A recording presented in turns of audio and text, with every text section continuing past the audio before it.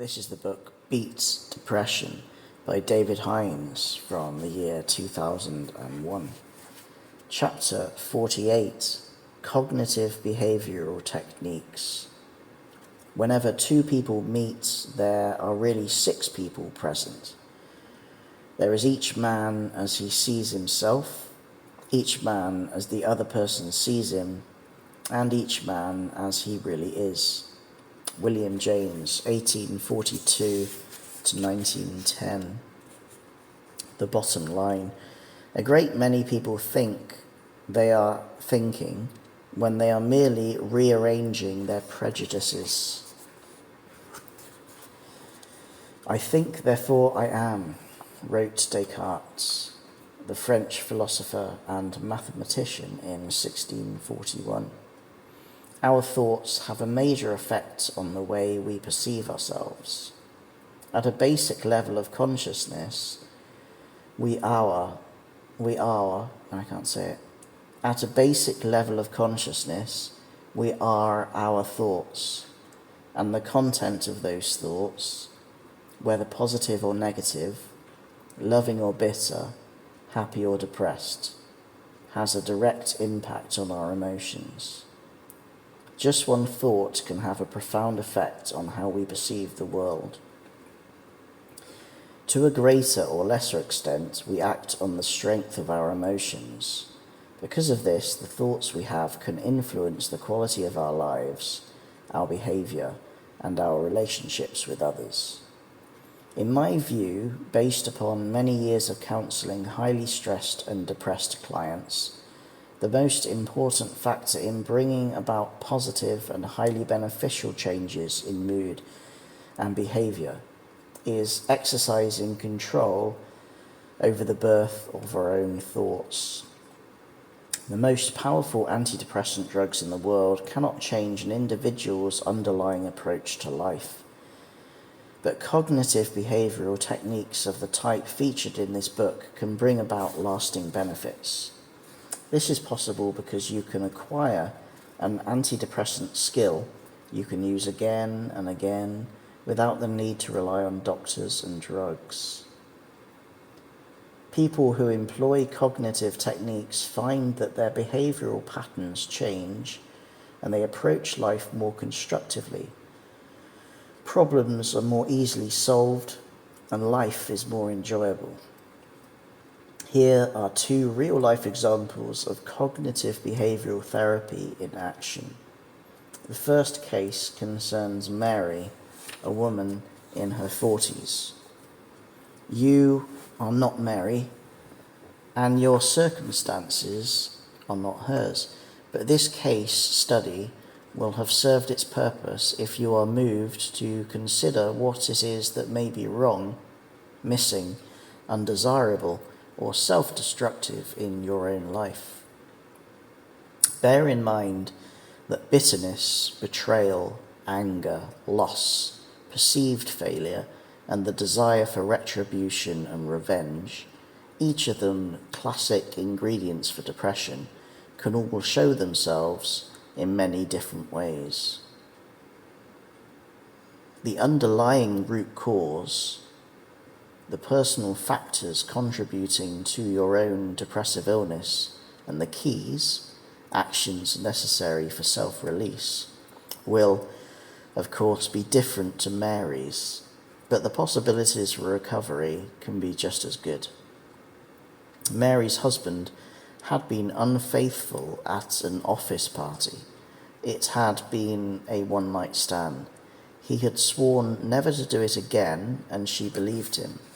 Yet, she could not forgive him. She was outraged by the betrayal. She had no desire to leave him.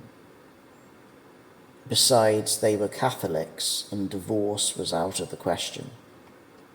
But still, she went on, day after day, night after night, punishing him, making herself more and more depressed. I was disappointed at her lack of progress over a period of many weeks. She was making things worse for herself, not better.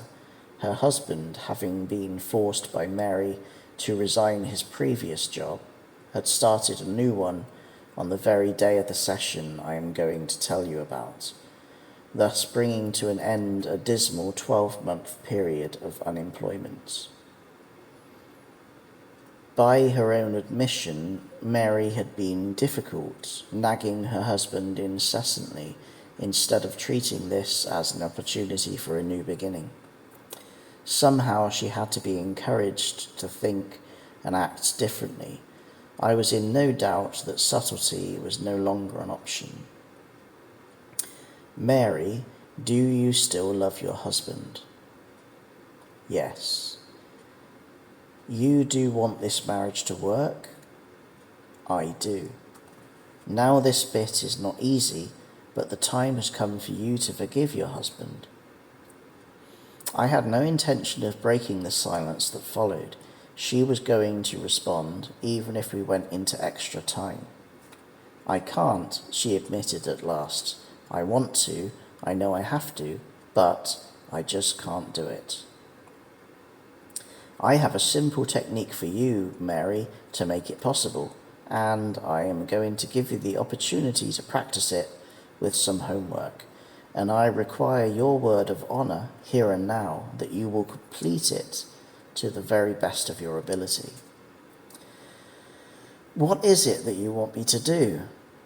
I believe she was pleased I acknowledged the fact that if she gave her word, she would keep it. Do I have your word? Without it, we have nowhere to go. Of course. Have you got a cloak on the mantelpiece at home, Mary? Yes. Can you see it from your favourite chair? Yes. Good.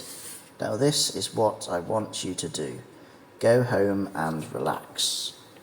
Look at the base of the clock and direct all of your resentments for your husband's betrayal towards that one spot. Concentrate like never before. Visualize yourself transferring every last drop of venom out of your heart and under the clock, secure in the knowledge that it will be there tomorrow, waiting for you should you wish to retrieve it. Are you willing to give this a go, Mary? Yes. Next, I want you to prepare a special candlelit dinner with wine just for the two of you. Today is a cause for celebration for you both. Your husband has started his new job and you are about to take a great leap forward. Put on your most seductive dress and make love to him tonight. That is your homework, Mary. Same time next week? The next time Mary walked into my consulting room, I felt proud of her. She looked younger and even her complexion somehow seemed softer and smoother. There was sparkle in her eyes, where before there had been only pain, mist and haziness. We didn't really need to say much. Life was going to get better and she and her husband were going to have peace of mind. The details of this case are unimportant. The important thing is to distance yourself from the bitterness and resentment of the past and to think about the way forward. The second example of cognitive behavioural therapy in action concerns myself, and we have already touched upon this in chapter 37, the chapter in which I introduced you to the potential benefits of positive imagery. At the beginning of 1995, I was the chairman, chief executive and founder of a nationwide group of 92 franchised stress management consultancies, enjoying the fruits of my achievements, satisfaction, life in the fast lane, and a rather grand lifestyle. By the end of the same year, I had virtually nothing, not even my health. 2 major strokes in August had left me brain damaged with the carotid artery to one side of my brain destroyed. I was partly paralysed on one side and unable to read, write or talk with any degree of normality. On the plus side, my somewhat dry sense of humour had not deserted me, and I knew a thing or two about stress management. Using the same cognitive tools that I am teaching you, I succeeded in convincing myself that the only thing that mattered was getting well. 5 years on, I have reclaimed both my health and my happiness, and succeeded in winning the heart of the most wonderful woman in the world, to whom this book is dedicated. Those of you who are depressed as a result of stroke or serious illness will benefit from reading my previous book, After Stroke, which is a complete step-by-step blueprint for getting better.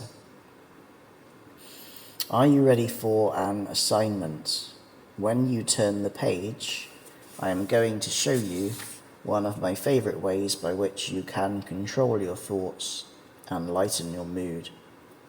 You, in return, are going to master this method because it will serve you well for the rest of your life.